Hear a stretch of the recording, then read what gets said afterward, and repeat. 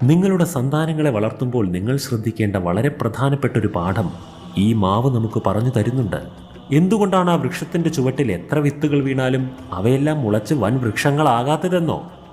ഒരു വൻ വൃക്ഷത്തിൻ്റെ തണലിൽ മറ്റൊരു വൻ വൃക്ഷത്തിന് വളരുവാനുള്ള സാധ്യതയേയില്ല. ഒരു മഹാവൃക്ഷത്തിൻ്റെ കാനലിൽ വൃക്ഷങ്ങളല്ല, കേവലം പുൽക്കൊടികൾ മാത്രമാണ് വളരുക. അതുകൊണ്ട് നിങ്ങൾക്ക് നിങ്ങളുടെ സന്തതികൾ വളരണമെന്ന ആഗ്രഹമുണ്ടെങ്കിൽ നിങ്ങളെന്ന മഹാവൃക്ഷത്തിൻ്റെ നിഴൽ അവരുടെ മേൽ വീഴാതിരിക്കുവാൻ പ്രത്യേകം ശ്രദ്ധിക്കേണ്ടതാണ്. അതായത്, എൻ്റെ മക്കൾക്ക് ഞാനാണെല്ലാം, ഞാൻ വേണമെല്ലാം ചെയ്തു കൊടുക്കാൻ, ഞാനില്ലാതെ അവൻ ജീവിക്കുകയില്ല, എൻ്റെ കുഞ്ഞിന് ഞാൻ സംരക്ഷണമായുണ്ട്. ഇത്തരത്തിൽ നിങ്ങൾ നിങ്ങളുടെ നിഴലിൽ മാത്രം നിർത്തി വളർത്താതിരിക്കൂ. അത് നിങ്ങളുടെ കുഞ്ഞിൻ്റെ വളർച്ചയെ മുരടിപ്പിക്കുന്ന സ്വഭാവമാണെന്ന് മനസ്സിലാക്കൂ.